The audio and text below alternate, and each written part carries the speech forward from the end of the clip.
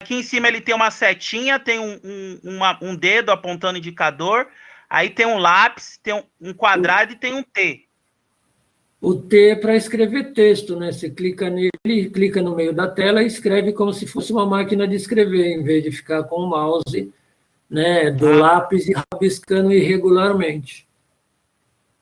Tá? Não, e essa então, borracha é uma aí? ferramenta nova, né? E na borracha apaga tudo que foi rabiscado. Não, então, mas essa borracha tá na onde? Tá depois da letra T aqui na minha ferramenta, do lado dela tem uma tá. borrachinha ali. Então, quando alguém rabisca alguma Para a coisa... gente né, não aparece, não. Tá vendo? Eu estou rabiscando aí, ó. Tá vendo rabiscar? Aí eu clico na borrachinha e apaga. Ele não estraga o material, né? Porque o PDF ele está gravado, né?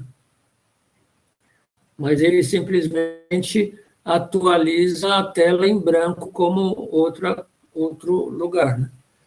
E a ferramenta que tem para interagir aqui direto com vocês, e eu ainda não fiz nenhum teste, por isso que eu não estou querendo usar hoje esse recurso, né, de compartilhar. Então, eu estou usando o recurso que eu aprendi ontem para compartilhar o PDF. Então, vocês vão me desculpar, hoje eu não consigo compartilhar a minha tela, e vou descobrir isso amanhã para, na próxima aula, com um esclarecimento dessas contas aí, né? E eu já fiz aqui, fazendo o primeiro, eu fiz o segundo, e o resultado do segundo está errado, né? Então, eu vou refazer isso passo a passo, à mão, e vou mostrar para vocês no começo da aula que vem. Dessa forma que eu entendi que vocês não estão entendendo, eu vou escrever ela num papel manualmente e vou pôr assim como um PDF. E aí fica fácil de vocês visualizarem. Então, peço desculpa hoje, porque eu não consigo mexer com a ferramenta e já deixei pronto ontem para expor hoje para vocês. Só que eu fiz rápido para mostrar, porque vocês estavam com a folha vazia, e eu não revisei, então eu estou descobrindo que tem valores errados aí. Ok? Então, por hoje, eu peço desculpa, mas o recado de hoje é essa memória de aula que a gente está mostrando aqui, é o número 4, né? Que é transmissão de sinais, que a maioria de vocês já conhece. E eu quero salientar que na próxima aula, depois que nós fizermos essa revisão das contas, eu vou fazer aquelas 10 perguntas para computar um ponto da nota A2 para vocês. Tá? Então, eu vou preparar aquelas 10 perguntinhas. Gostaria que todos estivessem aqui presentes para acessar o Socrative, ou o programa que eu vou preparar as questões, para vocês responderem, para eu dar a nota de vocês. Professor, esse questionário que o senhor vai fazer é referente à memória de aula 4, certo? Não, a unidade de medida é a memória de aula anterior, né? Não. Esse questionário que você vai fazer no aplicativo para a gente responder essa pergunta é referente É da memória de aula, porque quando nós fizemos a primeira avaliação, foi apenas da memória de aula 1. 1. Então, esse vai ser da memória de aula 2, certo? 2 e da 3. Só que eu não vou cobrar, não vou perguntar de cálculos, né? Porque a gente não conseguiu, vocês não conseguiram que eu explicasse corretamente, né? Então, memória de aula 2 e 3 vai ser o próximo questionário, certo? E essa que eu acabei de mostrar para vocês, que todo mundo conhece. Então, a 2 e a 4, né? Esse arquivo aí está mostrando a memória de aula 3, mas aí a memória de aula é número 4. Esse arquivo aqui, que vocês estão visualizando, aqui não é 3, aqui é 4. Tá? Então, o próximo questionário do aplicativo vai ser referente à memória de aula 2 e 4. 4, exatamente. Na próxima aula, tá? Então, as perguntas são todas teóricas? Isso, teóricas, múltipla escolha, né? Por exemplo, o que é um ruído, o que é uma atenuação. É pergunta simples. Se vocês olharem nessa memória de aula, aí tem coisas, o que é um atraso, né? Vocês estão vendo aí na memória que eu estou colocando aí? Tem uma perguntinha lá falando sobre processamento de fila, né? Tá vendo? Primeiro é o processamento, depois é a fila, depois transmissão, depois propagação. Essa é a sequência que acontece nas transmissões. E quando essa transmissão sofre algum atraso, eu tenho 4 locais aí que eu consigo medir. O atraso no propagação, ou atraso na fila, ou atraso na transmissão, ou até atraso no processamento, né? No roteador, quando ele recebe vários pacotes, ele faz um processamento que é chamado processamento nodal.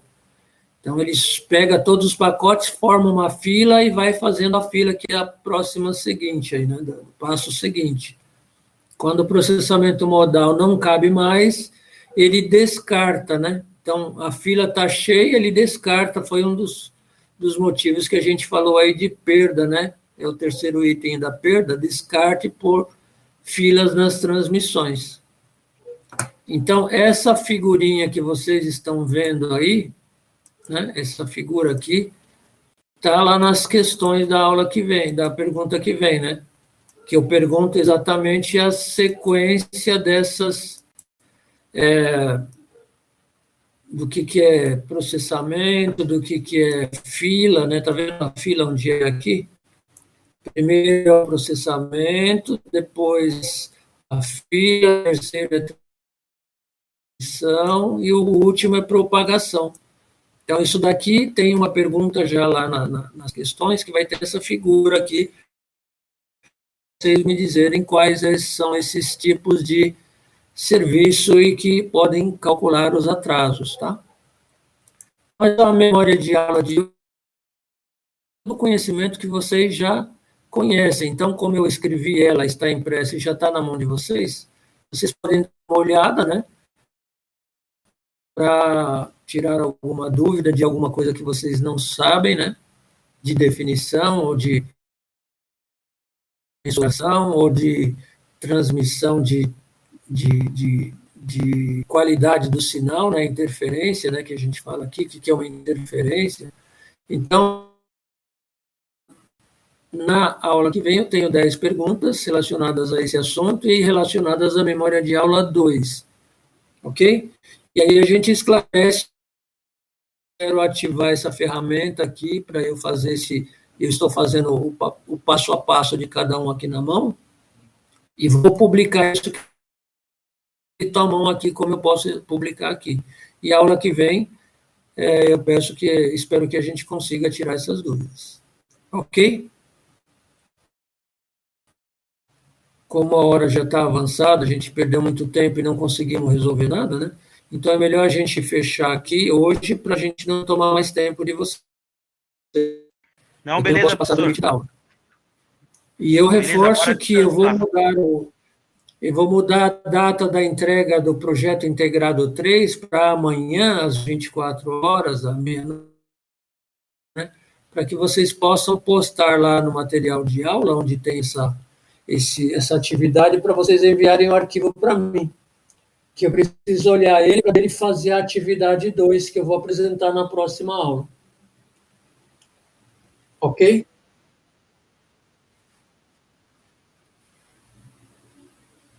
Então, não, eu preciso primeiro ver o que vocês apresentaram na parte 1 para pedir a parte 2. Se fosse numa aula presencial, eu ia olhar esse material na hora, né, na pré-aula, para validar o que eu vou pedir para a atividade 2, é o que está faltando na memória nessa atividade 1. Por isso que agora eu não consigo passar a de 2. Ok? O que faltar na atividade 1 vai ser o que eu vou pedir para a atividade 2, por isso que eu preciso olhar ela. E vocês vão me enviar até amanhã para que eu prepare a atividade 2, que começa a virar uma sequência para montar o trabalho. Se vocês quiserem, na próxima aula eu posso entrar meia hora antes ou uma hora antes para a gente falar sobre a memória de aula.